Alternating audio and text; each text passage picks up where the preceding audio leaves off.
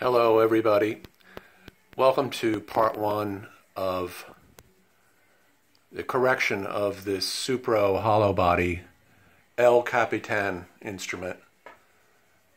Based on what I see on the internet and the serial number on the plate on the back, which I'll show later, this is a 1954. I bought this guitar about 15 years ago on eBay, and it's a keeper. The reason is the tone is really beautiful. It's a carved, I believe, solid spruce top. And then the action is really nice. However, there are problems, and I've been a little afraid of the job, so I've been putting it off all these years, but I'm finally inspired to do something about it, especially by the videos by Jack Siren, a fellow who restored a similar guitar in his bedroom and got it playing again. And this one has a very similar problem. Let's go from top to bottom and do an assessment of what's needed here and what's not.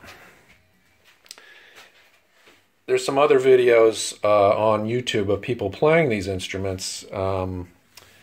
One of a guy playing something very similar, a younger fellow. The only difference between his and mine is mine has this lovely veneered headstock with some kind of burl, maybe an elm. Tuners are still really good on this. Here's a little break here. It's a little chipped off now, the nut, but I think that I'm going to leave alone. Again, another goal here is to leave the action alone. Although it's high, as far as the curvature of the fingerboard, it's just about perfect. It's really nice to play, even though it has a really fat neck. But that was one of the characteristics of the old Supros. I haven't tried any of the new Supros that are now being made by somebody.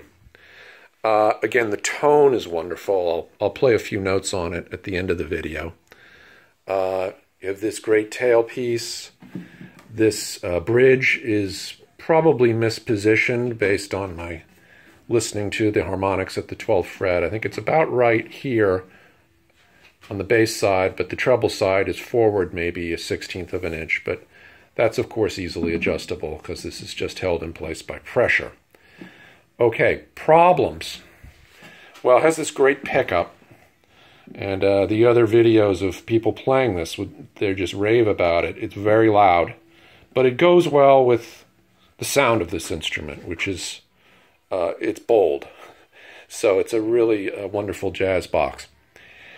But the problems are, as you can see in one of the other videos, these came with a 5-pin output jack, and I swapped that out for a standard output jack.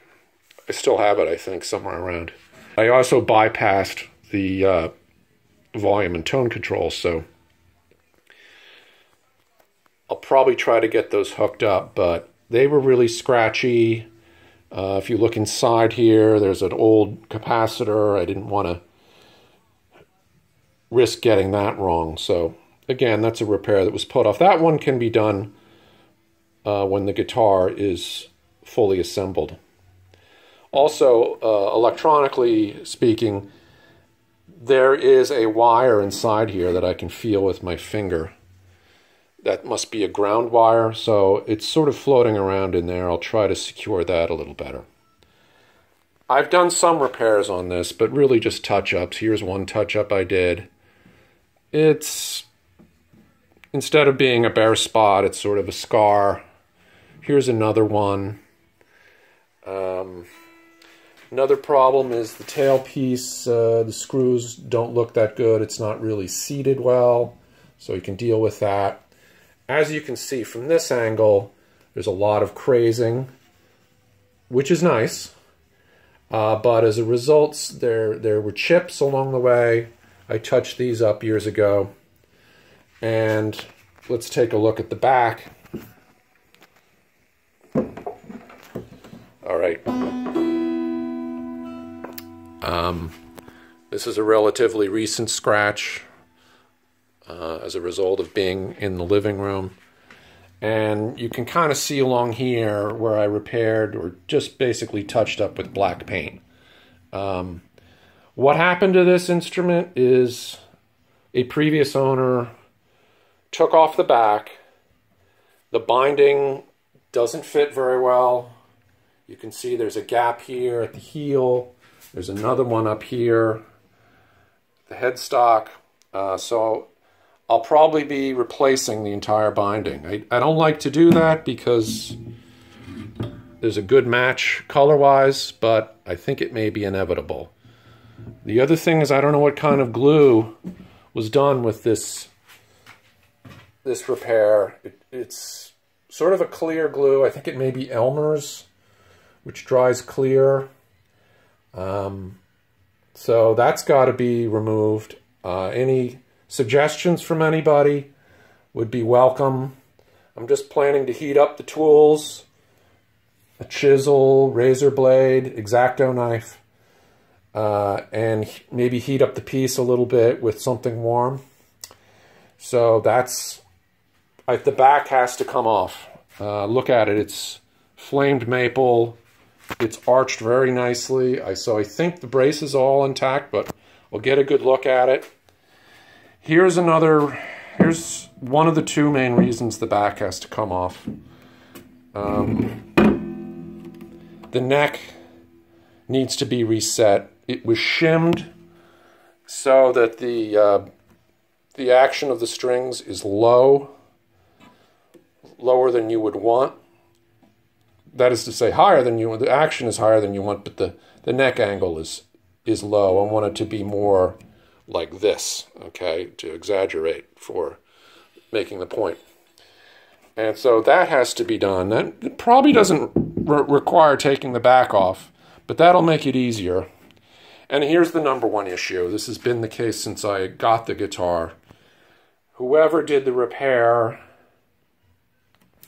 re-glued the two braces that come down on either side of the bridge in sort of a fan configuration, and the one on the treble side seems to be holding up, but the one here has pulled off, and you can't really see much or feel much when you're limited access by these F-holes, but I can reach in here and feel a gap that's the thickness there of the end of my pinky. So, and then when I reach in here with my forefinger and try to pull it back up into position, there's a lot of resistance.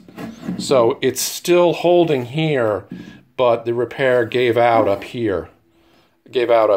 So it's just hanging down into the cavity, and there's no way to repair that without taking the back off. I certainly can't think of any way. And I'm giving it a lot of thought. My plan is to put some moist heat on this part here and put some pressure to try to get it flat after the back is off. The other advantage of taking the back off is that what I'll be able to do is go put a piece of plywood, good strong stuff, from the heel block, or the heel block here, up to the neck block. And then I can run go bars under that so I can really glue in the braces running here and here. And it's the one right up here that is definitely loose. So I've got to take that brace off, maybe make a bigger brace because there's a lot of force on that, and glue it back into place.